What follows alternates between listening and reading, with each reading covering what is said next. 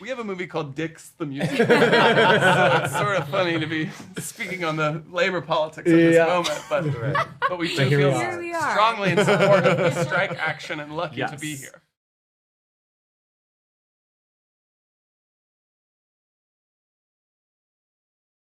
Yeah. It was a blast. I'm going to just jump in and say it was fantastic. It was the most fun I've ever had in a professional experience, and that's unusual because I've had some good times.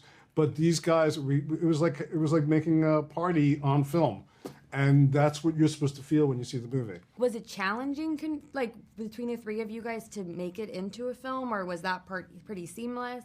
We had we called it the brain trust. The three of us, we really were simpatico. It was a great, I mean, of course it's challenging to make a movie, but the creative process was not challenging. We were all on the same page, but there were definitely I mean, how do you deal with God? How do you deal, now they know they're brothers. What happened? It's like there were questions that we had to grapple with, but we were always in sync on those things. And we shot it in 20 days, too. Yeah.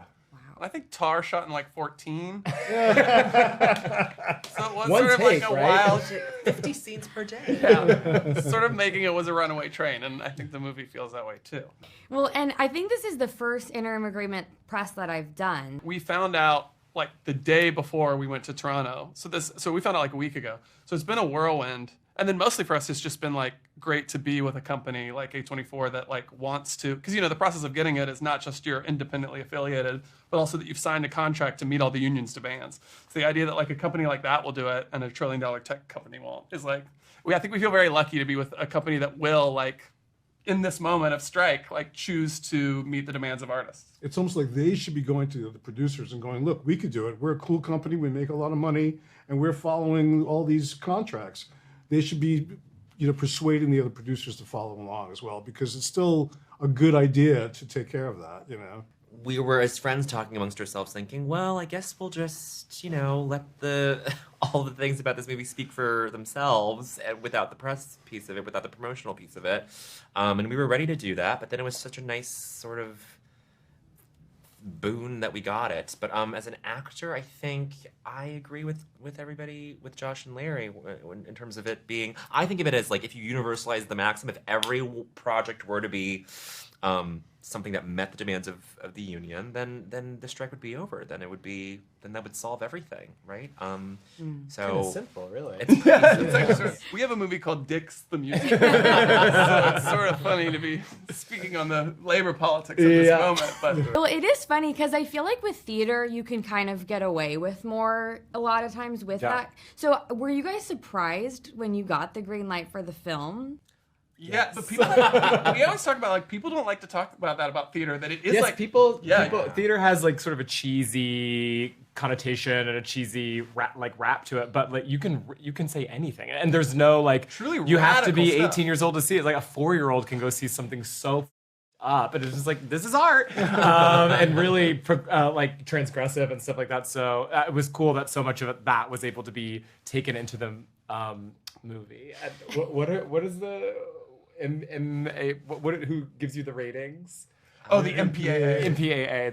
Their list about ours was very, very funny to read. I kind of want to get it framed. Do you have examples? Well, there's like 100,000 dick jokes in it.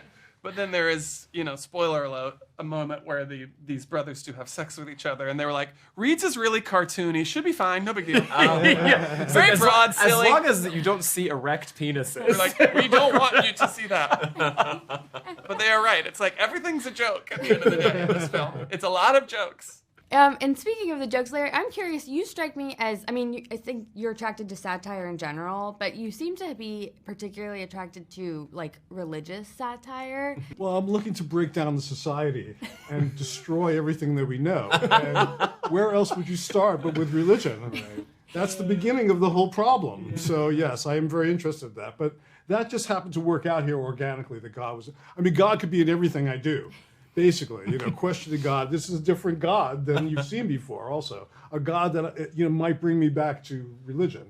Oh my god. The wedding scene was like, I think that was really what made me like fall in love with the movie the most. Like it was, I love it was this. so good, and just like I mean, not just because the Nick Offerman camp, like it was all just. I think that part was just so brilliantly done, and like nobody was spared, right? And it was the only one we were all doing together. Yes, right. And it was a pretty offensive scene. It was the first day we were all shooting, and Mullally came up to you, right? And was like, to or all to of us, you and was guys. like, "You two are gonna get death threats," and then was like, "Wait, we're all gonna get death threats." So it was a fun way to meet each other.